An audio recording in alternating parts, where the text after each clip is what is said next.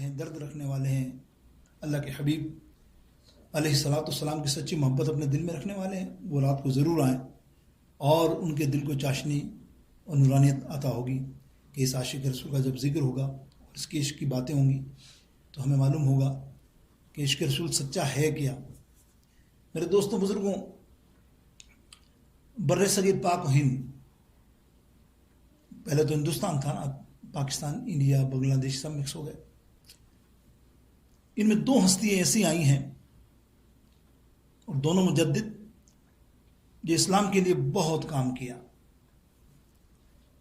ایک حضرت مجدد احمد سرندی الفسانی رحمۃ اللہ تعالی علیہ, اپنے وقت کے مجدد, اور ایک امام اہل سنت اعلیٰ حضرت عظیم المرتبہ. یہ دونوں شخصیتوں کا بڑا کمال رہا بر صغیر میں, اور کیوں نہ ہو. یاد رکھیے اللہ تعالیٰ ارشاد فرماتا ہے قرآن پاک میں, وَقُلْ جَاءَ الْحَقُّ وَزَهَقَ الْبَاطِلُ إِنَّ الْبَاطِلَ كَانَ زَهُوقًا. حق آیا اور باطل مٹ گیا. ایسا نہیں ہو سکتا کہ باطل ہمیشہ رہے, ظالم ہمیشہ رہے, کفر ہمیشہ رہے. نہیں, کفر کے آگے پھر حق آتا ہے اور وہ اس کو مٹا دیتا ہے. ایسا ہی مجدد الفسانی کا دور آپ نے دیکھا, کتنی سختیاں جیل کاٹی. کیا تھی؟ اکبری بادشاہ نے, اکبر بادشاہ نے اپنا دین پیش کیا, دین اکبری نئے نام سے. آپ ڈٹ گئے, مقابلہ کیا, آپ نے ایسا مقابلہ کیا, اللہ اس کو ماننا پڑا کہ حق سچ ہے اور باطل باطل ہے. حالانکہ حق باطل کی جنگ کوئی آج کی یا کل کی نہیں ہے. جب آدم علیہ السلام کی تخلیق ہوئی تو پھر شیطان تھا نا باطل. ابراہیم علیہ السلام کی موجودگی میں نمرود تھا نا باطل. لیکن حق تھے, ابراہیم علیہ السلام حق پر تھے, کامیابی اللہ نے عطا فرمائی. موسیٰ علیہ السلام کے زمانے میں فرعون, تو رسول اللہ صلی اللہ تعالی علیہ وسلم کے زمانے میں ابو جہل.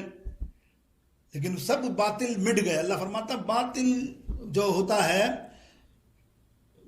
کفر جو ہے وہ مٹنے کے لیے ہی ہے, حق ہمیشہ سربلند ہے. کچھ پریشانیاں, کچھ آزمائشیں ہوتی ہیں.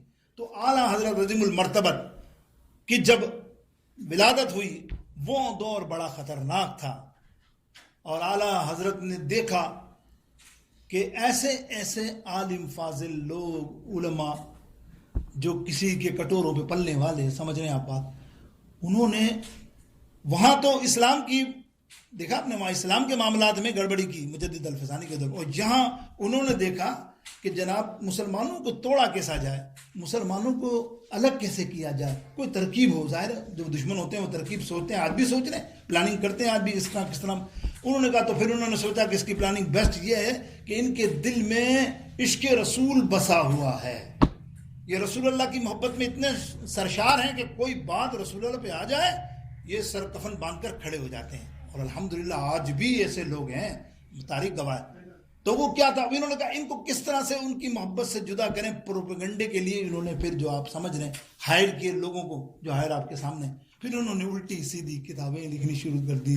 حفظ الایمان کسی نے لکھی, جس نے لکھا تقویت الایمان, کسی نے لکھا صراط مستقیم کی کتابیں. ایسے نام دیکھ کے آدمی بولتا ہے یار لے لوں پڑھوں, اور ہے کیا اس کے اندر کہ یہ جو محمد اور یہ علی ہیں یہ کچھ بھی نہیں کر سکتے, یہ ہم جیسے ہیں, بلکہ ہمارے بھائیوں جیسے ہیں. حفظ الایمان کتاب پڑھو گے آپ, کوئی آپ کے سامنے نام بتا کے حوالہ دے رہا ہوں, اس میں لکھا کہ علم غیب کلی اللہ ہی کے پاس ہے. اور جیسا یہ بولتے ہیں کہ رسول اللہ کے پاس بھی علم غیب ہے, تو یہ علم غیب نعوذ باللہ مجنون, پاگل, پتہ نہیں کیا جانوروں کے پاس بھی ہے. استغفر اللہ, ایک عبارت ہے. اس قسم کی عبارتیں چاروں طرف سے آئیں تو یہ حق جو ہے امام احمد رضا سر پہ کھڑا ہو گیا, اور ہر ایک کے جواب, یعنی ہر ایک کی رد کی انہوں نے. ہر ایک نے جس نے کہاں سے بھی کلمے آئے, الٹے سیدھے گستاخی آئیں, اس کا جواب دیا. میرے دوستوں بزرگوں, دیا. اور کیسے دیا؟ قلم سے دیا. سمجھ رہے ہیں آپ, تلوار سے نہیں دیا. کچھ لوگ کہتے ہیں کہ جنگ اور بہت زیادہ شدت تھی, شدت سے تلوار کی حد تک, اور یہی ہونا چاہیے. آپ کا میرا اختلاف کسی کا بھی ہو, اگر علمی ہے تو آپ علمی جنگ میں علمی بات کریں, علمی لکھیں, آپ مجھے لکھیں, آپ اس کو لکھیں, آپ اس عالم کو لکھیں. بس یہ نہیں کہ گھر پہنچ جائیں اور آگ لگا دیں اور جھگڑا اور یہ اور گولیاں اور یہ نہیں. आला हजरत अजीम मर्तबत का शेवा देखो, अकेला तने तनहा, अकेला खड़ा, चारों तरफ से हंगामा। आप खुद देख लें, कुरान पाक की तफसीरों में देख लें कैसे गलतियाँ गुस्ताखियाँ की हैं। तकवीद ईमान की इबारत तो यह है कि नबी का तसव्वुर आ जाए नमाज में तो इससे बेहतर है किसी गधे का तसव्वुर आ जाए, अस्तगफिरुल्लाह, जानवर का तसव्वुर आ जाए, वो बेहतर है। ये लिखा हुआ तौकीदुल्लाह। और कमाल तो ये, आज से 20 साल पहले, अब हकानियत देखो हमारे मसलक की, कि आज से 20 साल पहले वो किताब उठाओगे ना तौकीदुल्लाह, वो मौजूद है, अब उठाओगे तो वो इबारत ही गायब कर दी। भाई क्यों कर दिया? अगर तुम हक पे थे तो, समझ रहे हैं बात। लेकिन उन्होंने भी तस्लीम किया कि हमारे वो आलिम से गलती हुई। मतलब गलती हुई तो आला हजरत ने यही तो कहा, आला हजरत ने उनको लेटर लिखे, खत लिखे, भाई ये गलती हुई है ना तो इसको दुरुस्त कर लो। एक नहीं 2 लिखे। फिर आपने हरमैन शरीफैन को खत लिखे, हरमैन शरीफैन को पूरा बना के, देखो इन लोगों को 2 दफा मैंने लेटर लिखा है कि ये आपकी इबारतें गलत हैं, ये कुफरिया इबारतें हैं, आपका ईमान खत्म हो गया है। लेकिन ये मानते नहीं। तो उन हरमैन शरीफैन के मुफ्तियों ने फतवा दिया कि अगर ये इबारत पे नहीं मानते तो ये ईमान से खारिज हो गए। तब आला हजरत ने फतवा दिया कि ये काफिर है। लोग कहते आला हजरत ने हर एक को काफिर कह दिया। ऐसे नहीं किया, बड़ा सोच समझ के। और इबारतें आप कुरान पाक में मौजूद है, आप उठाकर देख लीजिएगा, हदीस का किताबें भी मौजूद हैं वही बातें। तो मेरे दोस्तों, तने तनहा लड़ता रहा, लेकिन ये नहीं कि अपनी आवाम को कहा, अपने मुर्दों को लड़ो, जंग करो, ये करो, अस्तगफिरुल्लाह, ऐसा नहीं होता। ये जहालत की बातें हैं। कलम है और अकेला कलम। कितना इल्म देखें ना आप, कितनी किताबें।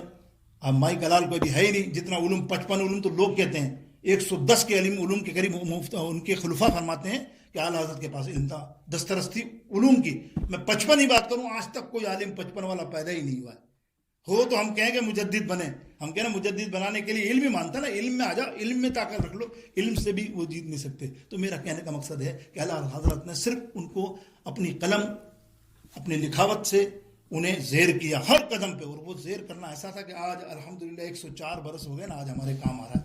आज हमारे सीनों के अंदर इश्क मुस्तफ़ा है ना, बड़ा एहसान है आला हजरत का मेरे दोस्तों। इसीलिए आला हजरत फरमाते हैं अपनी कलम से कि किल के रजा है खंजरे खूंखार बरकबार।